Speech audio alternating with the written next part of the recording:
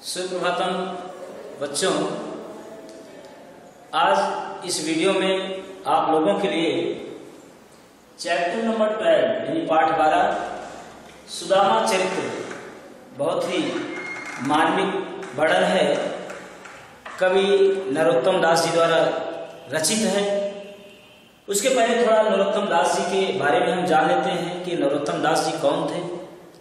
ये रीतकालीन कवियों में से, देखिए, भक्ति काल को भी दो भागों में बांटा गया है जो भक्ति आंदोलन चला था, निर्गुण भक्ति शाखा और सगुण भक्ति शाखा। निर्गुण भक्ति शाखा के लोग साकार ईश्वर में विश्वास नहीं करते थे कि ईश्वर साकार है, उसका जन्म होता है। लेकिन जो सगुण भक्ति शाखा के कवि हैं वे मानते थे कि ईश्वर का आकार है, रूप है, रंग है और समय समय पर ईश्वर जन्म लेता है। इन्हीं में रीत कालवी कवि हुए हैं। इन्हीं रीतकालीन कवियों में नरोत्तम दास जी का नाम शुमार होता है। तो नरोत्तम दास जी के बारे में थोड़ा सा जान लेते हैं, उसके बाद फिर इनके जो लिखित या रचित प्रमुख रचनाएं हैं इसके बारे में हम प्रकाश डालते हैं। तो नरोत्तम दास जी का जन्म 1493 ईस्वी में सीतापुर जिले के एक बाड़ी नामक कस्बे में हुआ था। कब हुआ था? 1493 ईस्वी में सीतापुर जिले के बाड़ी नामक कस्बे में हुआ था, जो कि उत्तर प्रदेश में। रीतकालीन कवियों की सामान्य विशेषताएं खंड 2 अध्याय 4 में डॉक्टर नागेंद्र प्रसाद ने सबसे पहले सवैये का प्रयोग करने वाले कवियों की श्रेणी में नरोत्तम दास जी को रखा है। किसका प्रयोग करने में? सवैयों का प्रयोग करने में। ये जो ब्रज भाषा में लिखा हुआ है सुदामा चरित्र का है, सवैया में लिखा गया है। नरोत्तम दास जी इनकी मृत्यु सन यानी संवत 1605 ईस्वी में, संवत 1605 में हुई थी इनकी मृत्यु। इनकी प्रमुख रचनाएं हैं सुदामा चरित्र, ध्रुव चरित्र और विचारमाला। ये जो सुदामा चरित्र इनकी रचना है बहुत ही मार्मिक और हृदय को आह्लादित करने वाली, अनुप्रास और इसके साथ अनुप्रास के साथ साथ अन्य अलंकारों का भी इसमें प्रयोग किया गया है।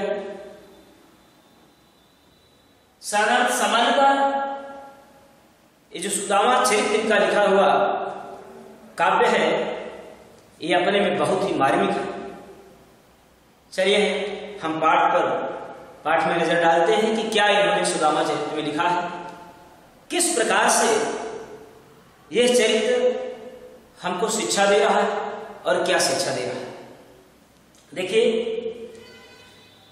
प्रथम स्टेंजा में हम चलते हैं। क्या लिखा गया है कि शीश पगाल झगा तन में, ध्यान दीजिएगा, बहुत ही मार्मिक ढंग से ब्रज भाषा में और किस छंद में लिखा गया है? सवैया छंद में लिखा गया है। और सवैया छंद का जो लय है वो इसी प्रकार से, जो भी छंद या जो भी काव्य जिस छंद में लिखा जाता है, चाहे शार्दूल विकृति छंद हो या अन्य कोई छंद हो या सवैया हो या दोहा हो, सब छंद में ही आते हैं।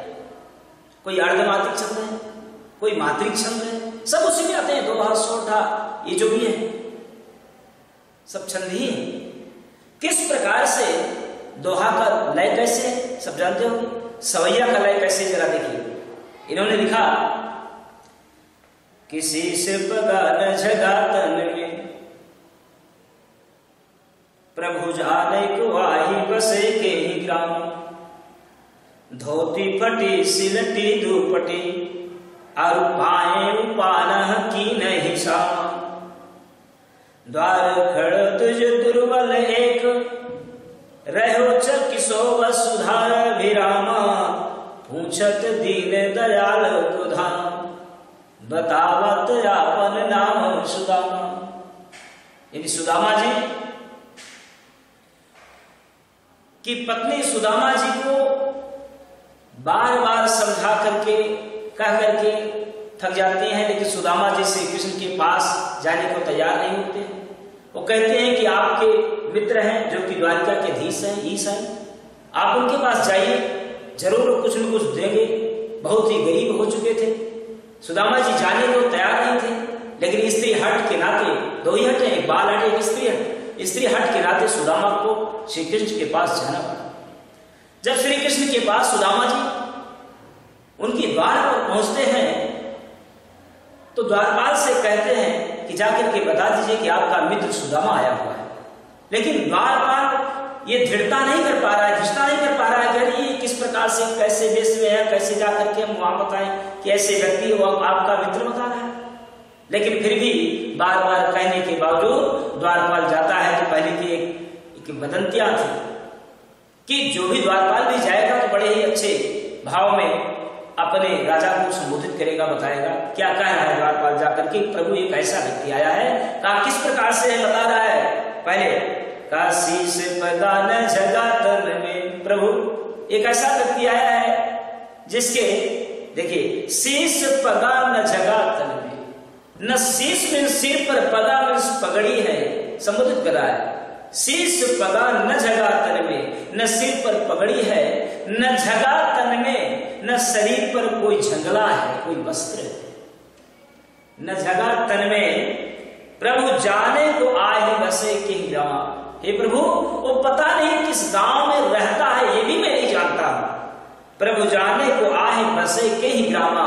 हे प्रभु, वो पता नहीं किस गांव में रहता है, बसता है, नहीं जानता। लेकिन है कैसा, अब उनके वस्त्र को अवलोकन करके बता रहा है, कह रहा है कि धोती फटी सिलटी दुपट्टी, उनकी धोती फटी हुई है, सिलटी सिली हुई, लटी रूप में हो गई है, छोटी हो गई है, दुपट्टी इतनी छोटी हो गई है जैसे गमछा, दुपट्टी सिलटी दुपट्टी, और पाए पानह की नहीं सामा, और उनके पैर में उपाना, उनके पैर में, और पाए पैर में उपाना, कोई पदवेश नहीं है, जूता चप्पल इत्यादि नहीं है, कोई पनई नहीं, उपाना में पनई जिसे जूता चप्पल कहा जाता है, और पाए उपाना की नहीं सामा, उनके पैर में कोई जूते चप्पल इत्यादि नहीं है। आगे कह रहे कैसा है, कहा प्रभु द्वार खड़ो द्विज दुर्बल एक, और आपके द्वार पर एक द्विज मीन्स ब्राह्मण, कैसा ब्राह्मण, दुर्बल ब्राह्मण, द्वार खड़ो, आपके द्वार पर खड़ा हुआ है, द्विज ब्राह्मण एक दुर्बल, आपके द्वार पर एक दुर्बल ब्राह्मण खड़ा हुआ है। क्या कर रहा है खड़ा होकर के, करेंगे रहे चकिसो वसुधा अभिराम, वह चकित होकर के यहां की वसुधा को, इस वसुधा यहां की पृथ्वी की अभिरामा में शुद्धता को चकित होकर के निहार रहो चकिसो वसुधा अभिराम, इस यहाँ की वसुधा को, पृथ्वी को चकित होकर के क्या कर रहा है, निहार रहा है, देख रहा है। और क्या पूछ रहा है, फिर आगे बता रहे हैं कि पूछत दीन दयाल को धाम, प्रभु वो पूछ रहा है कि दीन दयाल का धाम, दीन दयाल का भवन, धाम इस भवन कौन सा है, दीनों पर दया करने वाले ऐसे प्रभु श्री कृष्ण का धाम, श्री कृष्ण का भवन कौन सा है। बतावत आपन नाम सुदामा, और अपना नाम सुदामा बता रहा है। तो बेटा ये तो इसकी व्याख्या, उसके पहले हम एक बार नजर डाल देते हैं कि सबसे पहले हम इसके व्याख्या को लिखने से पहले संदर्भ लिखेंगे। संदर्भ क्या लिखेंगे, प्रस्तुत पद्यांश। ध्यान दीजिएगा, लिखते वक्त जब भी आप किसी पद की व्याख्या करते हैं तो संदर्भ, प्रसंग और उसके साथ साथ व्याख्या होनी चाहिए। संदर्भ क्या है, प्रस्तुत पद्यांश हमारे हिंदी पाठ्य पुस्तक बसंत भाग 3 के सुदामा चरित नामक पाठ से लिया गया है, जिसके लेखक या इसके लेखक नरोत्तम दास। नरोत्तम, आप देखिए ये तो संदर्भ हो गया, प्रसंग क्या है, नरोत्तम दास जी सुदामा की मानवीय चरित्र का वर्णन करते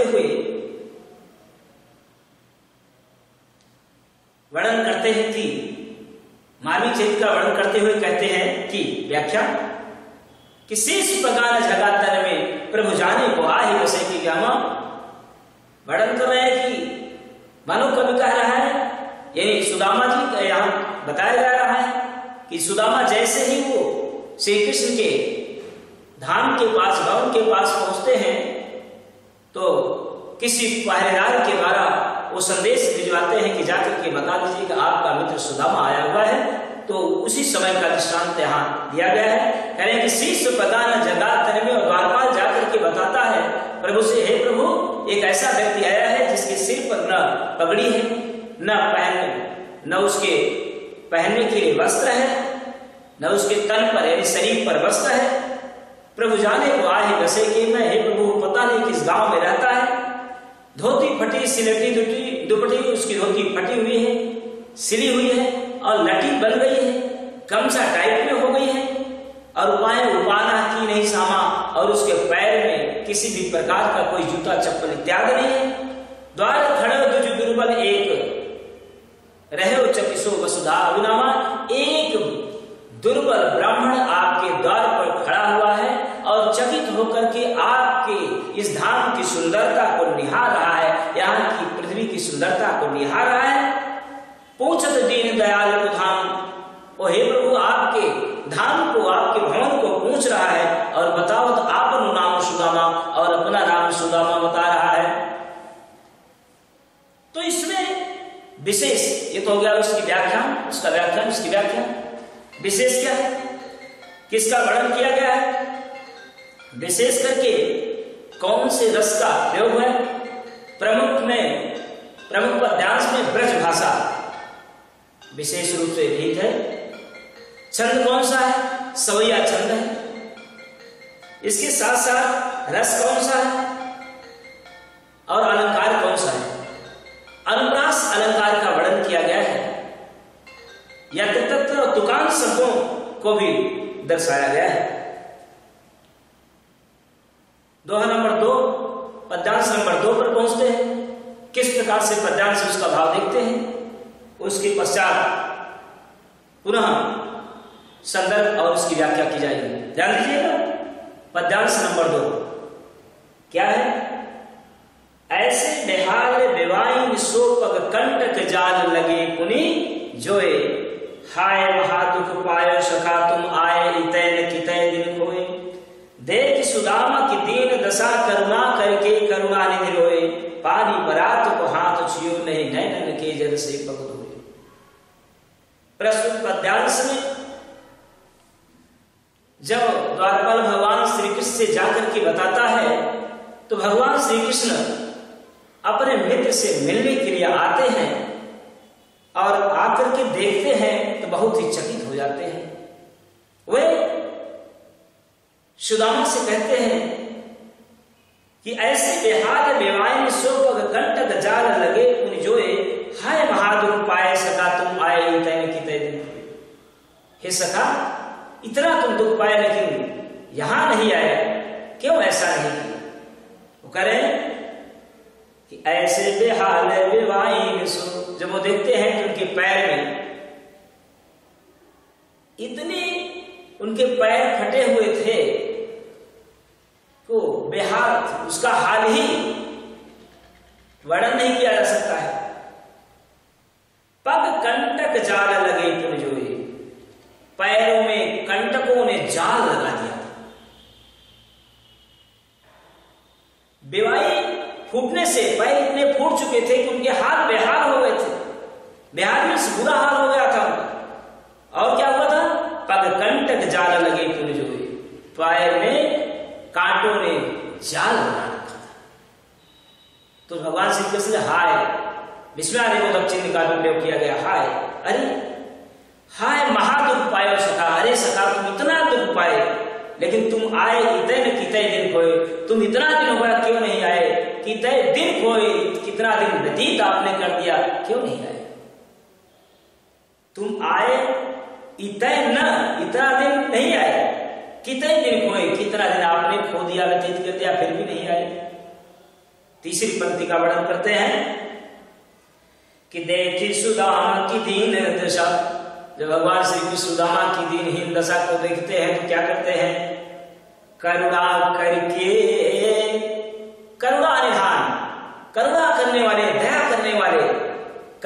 करने वाले, करुणा मीन्स दया, दया करने वाले, करुणा निधि, दया के धन, करुणा करके करुणा निधि होए, करुणा करने वाले करुणा निधान, दया करने वाले दया निधान स्वयं होते। क्यों? श्री सुदामा की दीन दशा को देकर के, देखी सुदामा की दीन दशा, सुदामा की दीन दशा को देकर के करुणा, करुणा करने वाले, करके, करुणा करके यानी करके मीन्स करने वाले, करुणा मीन्स दया, दया करने वाले, करुणा निधि, दया के सागर, दया के खजाने के सागर, दया रूपी खजाने के निधि सागर, करुणानी रोए, रोने। अब फिर क्या करें? यहां से अलंकार का प्रयोग किया गया है, पानी परात को हाथ छियो नहीं। जो परात में उनके पैर को धुलने के लिए पानी आया हुआ था, उसको हाथ से उन्होंने नहीं टच किया, नहीं नैनन के जल सो पग धोए, और आंखों की जल से, उनके आंख से इतना जल गिरा कि उनके पैर धुल गए। अर्थात अपने उनकी आंखों से जल गिरने से भगवान उनके मानो उनके पैर को धोल दे रहे हैं, केवल अपने आंखों के जल से। इतना रोए करुणा निधान कि उनकी आंखों से इतना जल गिरा कि भगवान सुदामा, क्या सुदामा के पैर उसी करुणा रूपी जल से भगवान ने धो डाला। ये तो रहा दूसरे पद्यांश की व्याख्या। यहां भी किसी भी पद्यांश, कोई भी पद्यांश दिया जाता है, उसके पहले वही संदर्भ। प्रस्तुत पद्यांश हमारी पाठ्य पुस्तक है कि नहीं, बसंत भाग 3 के सुदामा चरित नामक पाठ से लिया गया है। इसके लेखक नरोत्तम दास जी हैं। यहां भाव दिया जाएगा कि भगवान श्री कृष्ण जब सुदामा की ऐसी बातों को सुनते हैं, द्वारपाल के द्वारा सुनते हैं कि मेरा मित्र सुदामा आया है, तो भगवान दौड़ते हुए अपने मित्र के पास आते हैं और देख करके बहुत ही चकित हो जाते हैं। व्याख्या इस प्रकार से है, इसी व्याख्या करनी। तीसरे में क्या है? अब पहले की भी व्यवस्था थी, श्री कृष्ण सुदामा मित्र थे ही, तो पहले भी ऐसा था, जब सुदामा की पत्नी कुछ दिया करती थी, सुदामा जी चुपके से खा लिया करते थे, भगवान को पता ही नहीं लगता था। तो अब यहाँ दोहा रूप में दे दिया गया कि कछ भाभी हमको दियो शो तुम काहे न दे। कछ भाभी हमको दियो, भाभी ने हमारे लिए कुछ दिया है, शो तुम काहे न देते, सो तुम मुझे क्यों नहीं देते हो, शो तुम काहे न देते। चाप पोटरी कांख में, वो जो पोटरी है जिसमें भाभी ने हमारे लिए कुछ दिया है, चाप पोटरी कांख में, आप उस पोटरी को कांख में चाप रहे हो, दबाए हुए हो। चाप पोटरी कांख में रहे हो, कहे हो के हो, किस लिए आप उस पोटरी को कांख में दबाए हो? कहिए किस कारण से, हेतु मीन्स कारण से, कहो बताइए, कही मीन्स किस कारण से, हेतु मीन्स कारण से, कहिए कहो बताइए, कही मीन्स किस लिए, हेतु मीन्स कारण से, किस कारण से तुम उसे उस पोटरी को कांख में दबाए हुए मुझे दे रहे। अगला है पद्यांश कि अब वही वर्णन कर रहे हैं कि अब ऐसे ऐसे तुम अभी कर रहे हो ना, ऐसे पहले भी तुम किया करते थे। अगले पद्यांश में वर्णन है, क्या वर्णन है? आगे चला गुरु मातु दैत्य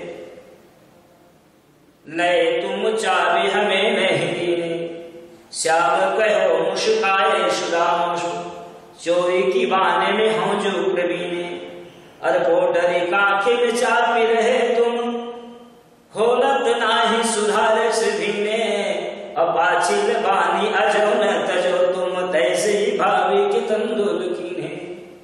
कितना बढ़िया भाव वर्णन किया गया है। करें कि अरे मित्र तुम पहले भी इसी प्रकार से थे, आगे चलना गुरु माता दिए। पहले भी गुरु माता ने हम दोनों लोगों के लिए चना दिया हुआ था, जब हम आप बचपन में थे, लकड़ी तोड़ने के लिए गए हुए थे, तो उस समय का दृष्टांत दे रहे हैं कि पहले चना गुरु मातु दे। पहले भी गुरु माता ने हम आप दोनों को ये चना दिया था, लेकिन आपने क्या किया? ले तुम चाबी हमें नहीं दी, आप उसे चबा लिए, मुझे उस समय भी नहीं दिए थे, वही हालत भी कर रहे हो। भाभी ने तंदुल दिया है, तुम उसे कांख में दबाए हुए हो और अभी भी नहीं दे रहे हो पहले की तरह। दूसरा उदाहरण दे रहे हैं, श्याम कहो मुस्काए सुदामा शो। श्याम सुंदर की मुस्कुरा करके सुदामा जी से वर्णन कर रहे हैं, बता रहे हैं, क्या कर रहे हैं? श्याम कहो मुस्काए सुदामा चोरी की बान में हो जो प्रवीण। ऐसा तुम किस लिए करे? क्योंकि आप चोरी करने में जो प्रवीण हो, दक्ष हो, इसलिए तुम ऐसा करने नहीं दे रहे हो। अगला दृष्टांत दे रहे, चोरी की बान में हम जो प्रवीण। फिर करें कि पोटरी कांख में चाप रहे। पोटरी जो दिया गया है, जो तंदूर पोटरी में करके भाभी ने दिया, उसे कांख में चाप रहे तुम, कांख में तुम उसे दबाए हुए हो। अब खोलत नाही सुधा रस वीने, तुम उसे क्यों नहीं खोलते हो? सुधा रस से युक्त वो तंदूर आप कांख में दबाए हुए हो, अमृत तुलस पोटरी को आप कांख में दबाए हुए हो, आप किस नहीं दे रहे हो? प्यारे बच्चों, सुदामा जी मारे संकोच के मारे उसे श्री कृष्ण को इसलिए नहीं दे रहे हैं क्योंकि कहा इतने बड़े द्वारिकाधीश और कहा थोड़ा सा चावल, उनको शर्म आ रही है देने के लिए। इसे सुदामा जी उस शर्म के मारे उसे अपने कांख में दबाए हुए खोल नहीं रहे हैं कि अरे इतने बड़े राजा को तंदूर कैसे, ये वर्णन किया गया है। आगे है वही कर रहे हैं, लेकिन भगवान ने उस तंदूर को सुधारस की बात कही है, कहा वो तो अमृत तुल्य है। पोटरी कांख में चाप रहे तुम, खोलत नाहि सुधारस मिले। उस अमृत तुल्य पोटरी जो सुधारस से भीगी हुई है, अमृत रस से भीगी हुई है, उसे तुम कांख में दबाए हुए क्यों नहीं खोलते वाले मित्र? आगे दे रहे हैं बड़े, प्राचीन बानी अजो न तजो। तुम पहले जो आप कहते थे करते थे, अभी भी आपने नहीं त्यागा। तैसे भाभी के तंदुल कीने, वैसे आपने भाभी के दिए हुए तंदुल को किया है जैसे पहले भी आप किया करते थे। कितना बढ़िया भाव लिया गया है इसमें, और किस प्रकार से श्री कृष्ण ने सुदामा से तंदुल को खाने के लिए लालायित है, और सुदामा जी शर्म के मारे, डर के मारे उन्हें दे नहीं रहे हैं। कहा इतने बड़े राजा और कहा ये तंदुल। अगला पद्यांश से बेटा इसी प्रकार से आपको वर्णन करना है। लास्ट में विशेष में आपको लिखना है कि ब्रजभाषा का समन्वय, सवैया छंद, छंद में आप लिखेंगे सवैया, और तुकांत शब्दों का प्रयोग, अनुप्रास एवं करुणरस का वर्णन। क्योंकि भगवान करुणा निधान करवा करके करुणा निधे रोए, वो ऐसे करुणा करने वाले करुणा स्वयं रो रहे हैं। यहाँ करुणरस का बढ़िया वर्णन किया गया है, यह विशेष। अगले पद्यांश में हम देखते हैं क्या है। अब अगले पद्यांश में है कि जब सुदामा जी श्री कृष्ण के आहार के पास आए, श्री कृष्ण ने बड़ी आवा भगत उनकी की, उठ करके मिले, प्रफुल्लित होकर के उनसे मिले, आदर की और भेजने के लिए कुछ दूर तक आए। यही बात सुदामा जी सोचते हुए रास्ते में चले जा रहे हैं कि अब जाऊंगा अपनी पत्नी से बताऊंगा कि खूब तुमने कितना हट करके भेजा था और तुम खूब लड़ा भर के लाए हैं, ले लीजिए, इसे संभाल करके रखिएगा, बहुत कुछ लेकर के आए हैं। ऐसे मन में सोचते हुए सुदामा जी अपनी नगरी को चले जा रहे हैं। ऐसा दृष्टांत, इस प्रकार का दृष्टांत यहाँ किया गया है, वर्णन किया गया है। क्या किया गया है जरा ध्यान से सुनिए कि वह कुल कली वह उठ मिलनी वह आदर की बात, अरे वह पटवन गोपाल की कछु न जानी जा। उन्होंने कहा कि वह पटवन, वह पुलकन, अरे इस प्रकार से पुलकित होकर के भगवान श्री कृष्ण का मिलना, वह उठ मिलन और वह इस प्रकार के उठ करके मिलना, वह आदर की बात, कितना आदर की बात की, वह पटवन गोपाल की, गोपाल श्री कृष्ण यानी भगवान इतनी दूर का भेजने के लिए आए, कछु न जाने जाते, ये बात कुछ मेरे समझ में नहीं आती है। आगे करें, फिर आगे वर्णन करें कि घर घर कर ओढ़त फिरे तनिक दही के काज, कहा भयो जो अब भयो हरि को राज समान। कहा कि घर घर कर ओढ़त फिरे, अरे वही तो श्री कृष्ण है जो घर घर दही के लिए अपने हाथ फिरते हुए ढालते थे, जहां जाते थे वही हाथ फेरते थे, वहीं से दही के लिए लड़ाई हो जाया करते थे। ऐसे वही तो श्री कृष्ण है कि घर घर कर ओढ़त फिरे, हाँ प्रत्येक घर में जाकर के हाथ फेरते थे दही को। तनिक दही के काज, थोड़ी सी दही के काज में इस कारण से प्रत्येक घरों में चोरी किया करते थे। अरे वही तो श्री कृष्ण है, क्या देंगे मुझे? फिर आगे करें, कहा भयो जो अब भयो, जब उस समय नहीं हुए, कहा भयो जो अब भयो, हैं जो अब नहीं हुए, हैं कहा भयो जो अब भयो, हरि को राज समय, इतना कुछ राज समाज मिलने के बाद भी इस समय नहीं हुए तो अब कब होंगे? कहा भयो जो अब भयो, हरि को राज समाज, इतना बड़ा राजपाट पाने के बाद जब नहीं हुए तो क्या होगा? अरे वही श्री कृष्ण है जो थोड़ी की दही के कारण से प्रत्येक घर में हाथ मारते फिरते थे, चोरी किया करते थे दही के लिए। ये ऐसी बातें सुदामा जी अपने मन में सोचते हुए आगे बढ़ रहे हैं। आगे क्या कहा गया है जरा देखते हैं कि हाँ आवत नाही हुतो, अब अपनी पत्नी को थोड़ा सा ठेस पहुंचा रहे हैं कि कष्ट उनको आ रहा है मन में अपनी पत्नी के बारे में सोच करके, हाँ आवत नाही हुतो, मैं आना नहीं चाहता था, वाही पटयो ठे, यानी औरत ने मेरी पत्नी ने मुझे ठेल करके जबरदस्ती, यहाँ ठेल का तात्पर्य जबरदस्ती मुझे भेजा यहाँ, वाही पटयो ठे, उन्होंने ही अल्लाह जिस पत्नी ने, मेरी पत्नी ने मुझे जबरदस्ती उनके पास भेजा। और अब कहीं हम समझाई के, अब उन्हें समझा करके कहूंगा कि बहुत धन धरो सकेल, बहुत सारा धन लेकर आया हूं, इसे आप ध्यान पूर्वक से रख दीजिए। सकेल में से विपुल धन, विपुल भंडार लेकर के आया हूं, जरा इसे रखो। माने कहने का तात्पर्य कह रहे हैं, मैं इस प्रकार से उनसे कहूंगा, मानो उनको ठेस पहुंचाऊंगा कि बहुत तुमने ऐसा ठेल ढकेल करके उन्हें भेजा था, उन्होंने मुझे खाली हाथ भेज दिया। यानी उनको अब ताना मारने के रास्ते में सोच रहे हैं, जाकर के उनसे कहूंगा बहुत सारा धन लेकर के आया हूं, इसे संभाल करके रखना, कहीं चोरी न हो जाए। अगला पद्यांश है, ध्यान दीजिएगा, इसके बाद एक पद्यांश और है, चैप्टर समाप्त होते हैं। देखिए अब इसी प्रकार से जब सुदामा जी ऐसा कहते हुए अपनी पूरी को पहुंच जाते हैं, लेकिन अपनी इस स्टैंजे में, इस पैराग्राफ में इसका वर्णन है कि ऐसा कहते हुए सुदामा जी अपने धाम को पहुंच जाते हैं, लेकिन वो समझ नहीं पाते हैं कि मैं अपने नगर में आ गया हूं या द्वारिकापुरी में आ गया हूं।